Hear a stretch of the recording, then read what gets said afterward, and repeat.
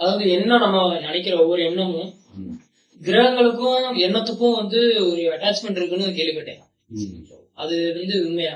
பொதுவாக நம்மளுக்கு வர்ற மேல இருக்கிற வைப்ரேஷன் மூலமா ஒவ்வொரு கோபம், உணர்ச்சி இதெல்லாம் அதுல இருந்து வர்ற ஒரு ரிஃப்ளெக்ஷன் கேள்விப்பட்டேன். இத வந்து நம்ம தியானத்து மூலியமா சரி பண்ணிடலாம் அப்படின்றது சொல்லியிருக்காங்க. தியானம் கொஞ்ச நேரத்துக்கு உங்களுக்கு ஒரு இருந்தாலுமே ஒரு டெம்பரரி ரிலீஃப் கொடுக்கணும். எவ்வளவு காலம் இருந்தாலும் ஒரு டெம்பரரி ரிலீஃப் கொடுக்கும்.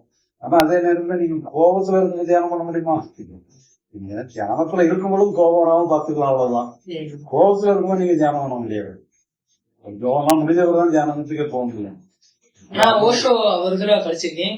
எந்த ஒரு உணர்வும் சரி, கோபமும் சரி, கொஞ்ச நேரம் உட்காந்து அதை ஃபீல் பண்ணுங்க அப்படின்னு சொல்லியிருக்காரு. தியானத்தோட சேர்ந்ததுதான். அந்த ஃபீல் பண்றதுன்றது தியானத்தோட சேர்ந்தது. இல்ல, இப்ப நீங்க ஃபீல் பண்ண ஆரம்பிக்கிறதுங்கிறதே நீங்க அந்த கோபத்துக்கு அப்புறம் தானே. அது கோபம் கிட்டத்தட்ட முடிஞ்சு போயிருது. முடிஞ்சு போன பிறகு நீங்க ஃபீல் பண்றீங்கன்னா நீங்க இருக்காது. அது கோபத்துல அதே நேரத்துல நல்ல கோபமான சூழ்நிலை வருது. அந்த சூழ்நிலையில உங்களுக்கு அந்த கோபத்தினுடைய உச்ச நிலையில தான் நீங்க அதை ஃபீல் பண்ண முடியாது. எவ்வளவு அது கொஞ்சம் கனிஞ்சு வர்ற நேரத்துல நீங்க கோபத்துக்கான விளைவுகள்லாம் அந்த இருக்கு. இந்த மாதிரிலாம் இந்த ஃபீல்லாம் போய் உச்சகட்டத்துக்குலாம் போய் அவ்வளவு தூரம் கொலை பண்ற ஸ்டேஜ் எல்லாம் மைண்டு போய் இப்பதான் கொஞ்சம் ஃபுல்லா வந்ததுக்கு அப்புறம் தான் சரியாச்சு.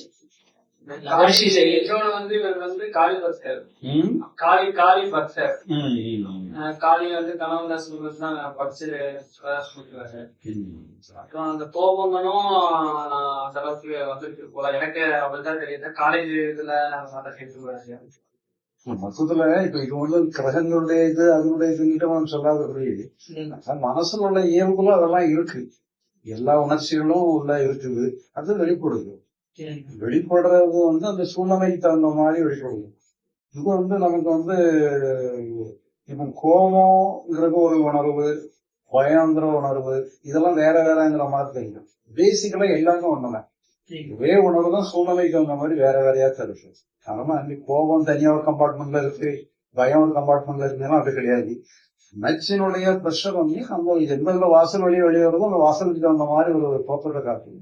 அதனால அங்க இந்த மாதிரி கம்பார்ட்மெண்ட் எல்லாம் கிடையாது. அதெல்லாம் வெளிப்படுற இடத்துலதான் அந்த கம்பார்ட்மெண்ட் ஆயிடுது. அதெல்லாம் ஒரு மாற்றே கிடையாது. இந்த கிரகமா இருந்தானே எதுவாக இருந்தானே வெளிப்படுறதுதான் வெளிப்பட்டு மறைஞ்சு போயிடாது.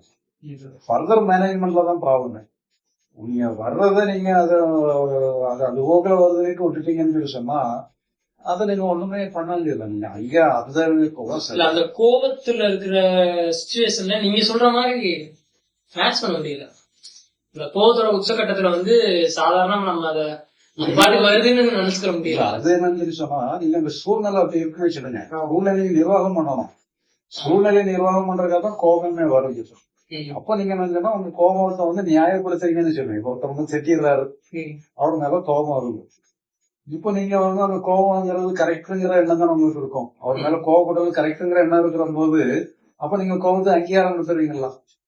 அங்கீகாரம் கொடுத்தோம்னா கோபம் அதிகமாயிருது. இப்ப அதிகமான போதுதான் நீங்க கண்ட்ரோல் பண்ணி பாடுறீங்க.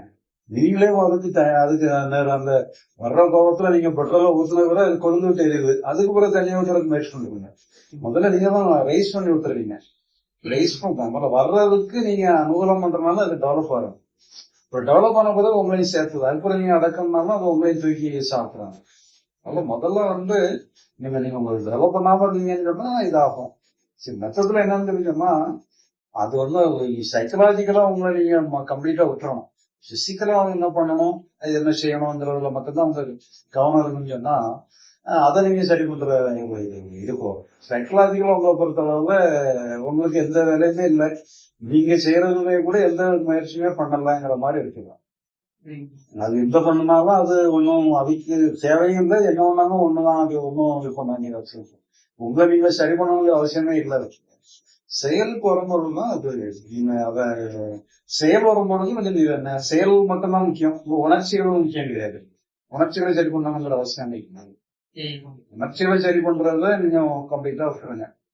செயலை சரி பண்றதுல மட்டும்தான் அது நீ சேவை சரி பண்ணாமலே நினைக்கும்போது செயலை சக்சஸ்ஃபுல்லா நடத்துறது முடிக்கிறது எப்படிங்கிற ஒரு நிலைமை வரும்போது இப்போ பைத்தியக்காரனா உள்ள நுழைஞ்சிடறான். அவனை மேல கோபம் வருது. கோவப்பட்டா அவன் இன்னும் கொஞ்சம் டெவலப் ஆயிடுவான். அப்ப அவனை எப்படி சாமர்த்தியம் வழியை கொண்டு போறது இது சொல்லும் பொழுது எதுக்கே அவனை சொல்லி அவனை வெளியே அனுப்பணும் பாத்தீங்களா. அப்ப நீங்க வந்து உங்களுடைய கன்னிங் மஸ் தான் முக்கியம்.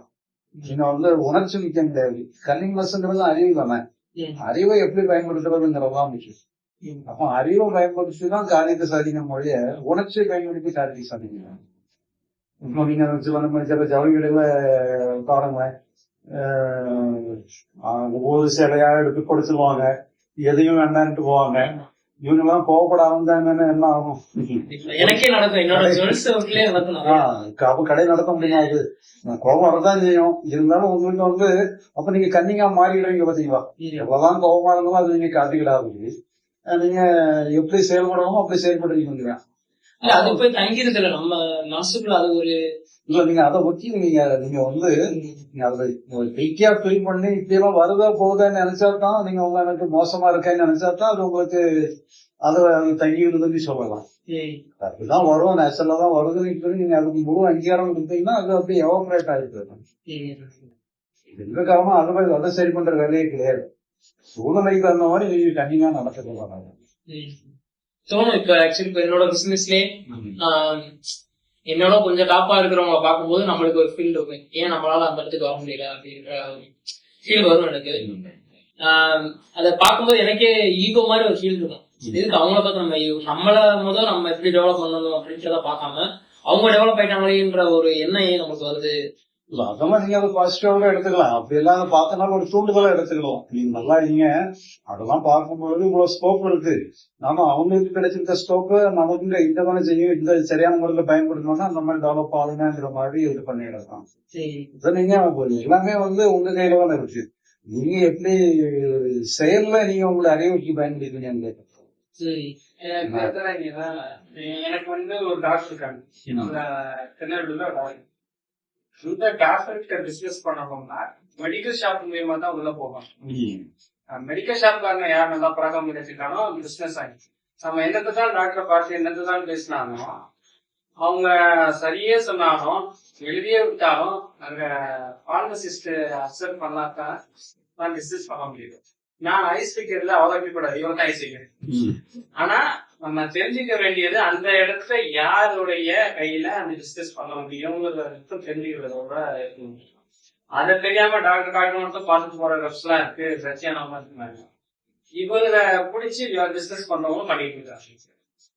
அந்த இது தெரியற வரைக்கும் அவங்க பிசினஸ் இல்ல, அது தெரிஞ்சிச்சா பிசினஸ்க்கு லாபம் இருக்கு. இதே மாதிரி ஒவ்வொரு இடத்துலயும் ஒவ்வொரு இயல்பு அவங்களுக்கும் ஒரு இயல்பு இருக்கு. அந்த இயல்பை கண்டுபிடிச்சிட்டோம்னா நம்மளுக்கு அந்த ஈஸியா மூவ் பண்ணி அங்க ஸ்கெட்ச் போட்டு உள்ள போட்டு வசதியா இருக்கு. அது மாதிரி இவருக்கு நம்ம போட்டி வர இடத்துல சந்திக்கிற கஸ்டமருக்கு அவங்க என்ன சின்ன வேஷம் போட்டோம்னு ஆசைப்பட்டாங்கன்னா சின்ன வேஷம் மட்டும் போக வேண்டியது. சாமியார் வேஷம் போட்டு ஆசைப்பட்டாங்கன்னா சாமியார் எடுத்து போகணும். அதை நம்ம அந்த செயலை நம்ம கையில எடுத்துக்கிடணும். செயலை பத்தி ஒரு வியூ நமக்கு கிடைக்கும், எப்படி செயல்படணும்ங்கிறது வந்து தெரிஞ்சாங்கன்னா அது கொஞ்சம் ஈஸியாகும். பழக இப்ப நீங்க இப்ப நம்ம இங்க சைக்கிள் ஓட்ட பழகிறீங்கன்னு வச்சுக்கோங்க. சைக்கிள் ஓட்ட பழகும் போது நீங்க அதை வந்து நேரே தான் ஓட்டணும்னு நினைப்பீங்க, அது நேரே போகாது. அது உங்களை தான் அதை எங்கேயே எடுத்துட்டு போகும். இப்போ நீங்க நல்லா சைக்கிள் ஓட்டின பிறகு நீங்க சைக்கிள் இருந்து கீழே விழுறதுக்கு முயற்சி பண்ணுங்க, போகும் கீழே விழவே முடியாதவங்களால. அந்த அளவுக்கு அது வந்து உங்களோட இந்த சிஸ்டத்தோட சேர்ந்து இருக்கு. அது மாதிரி நீங்க பழக செலவுகள்லாம் உங்களுக்கு நடுவரஞ்ச செலவுகள்லாம் பழகிறது கஷ்டமா இருக்கும். பிறகு அதுக்கு பிறகு உங்களுக்கு செயல்களை கூட உங்களுக்கு அதான் எக்ஸ்பீரியன்ஸ் சொல்ற காரணம் அதுதானே. ஒரு எக்ஸ்பீரியன்ஸ் சொல்லுவாங்க, எக்ஸ்பீரியன்ஸ் இருந்தாலும் உங்களுக்கு ஒரு காரணமா என்னன்னா இந்த எக்ஸ்பீரியன்ஸ்னால அந்த அவங்க சிஸ்டத்துல சேர்ந்து இருக்கும். அவங்க ஆரம்பத்துல அந்த எண்ணம் துடிக்குது, ஏன் இந்த சொன்னால முடியல அப்படிங்கிறது. செயல் பண்ணணும் அப்படின்னு தோணாலுமே நம்மளுக்கு அந்த வரணும் அப்படின்ற எண்ணம் தான் இருக்கே தவிர அதை எப்படி செயலுக்கு கொண்டு வர்றது அப்படின்றது அது நீங்க அவங்க கவனத்தை அதுல செலுத்தணும். அந்த செயலையே நீங்க முழு கவனமும் செயலே இருக்கணும். செயலை எப்படி பண்ணணும்னா நல்லா இருக்கும், என்ன பண்ணணும், என்ன குறைபாடுகள் இருக்கு இதை பத்தி அவங்களோட டோட்டல் வியூ வந்து அந்த செயல்கள் சம்பந்தமாவே இருந்ததுன்னா அதுல அவங்களுக்கு இந்த இது ஏன் நெக்ஸ்ட் வந்து நிச்சயதார்த்தம் நினைக்கிறேன். மே மாசம் கல்யாணம். அதெல்லாம் இப்ப லவ் பண்ற பொண்ணு தான் கல்யாணம் பண்ண போறாரு. அவனோட நல்லா பேசிட்டு இருக்காங்க. ஒருவேளை இன்ப நாட்டத்துல நிறைய ஈடுபாடு இருக்குமா? என்னது புரியல. இன்ப நாட்டம் அதனுடைய ஆஸ்பெக்ட்ல கூட பிலிம்ல தோணும். அதாவது முதல் ஒண்ணு வந்து கோபம் ஒண்ணு இருக்கு, ரெண்டாவது காமமும் இருக்கு, பிளஸ் இதெல்லாம் செய்யக்கூடாதுங்கிற ஒரு கோபமும் ஒண்ணு இருக்கு. அதாவது நீங்க சைக்கலாஜிக்கல் பிசிக்கல் எல்லா பிரச்சனைங்க. அது எந்த பிரச்சனையா இருந்தாலும் சைக்கலாஜிக்கலாவும் இருக்கும், பிசிக்கலாவும் இருக்கும். பிசிக்கலை மட்டும் கையில விடுங்க, சைக்கலாஜிக்கல் ஆஸ்பெக்ட அப்படியே விட்டுருங்க. இது எப்படி இருந்தாலும் ஓகேன்ட்டு விட்டுருங்க. மற்றபடி நம்ம வந்து அதை ஒவ்வொன்றையும் நம்ம பார்த்தோம்னா எல்லாத்துலயுமே இந்த ரெண்டு ஆஸ்பெக்ட் இருக்கும். சைக்கலாஜிக்கல் ஆஸ்பெக்டே கம்ப்ளீட்டா ஒரு ரெண்டாவது அது எப்படி இருந்தாலும் ஓகேன்ட்டு விட்டு வேண்டியதான். பிசிக்கலை மட்டும் நம்மளால முடிஞ்சதை நம்ம என்ன செய்யணும் அது செய்யணும். அதையுமே கூட ரொம்ப போராடக்கூடாது. போராடுங்கன்னாலே அவங்க வந்து சைக்கலாஜிக்கலா மாறிடும்.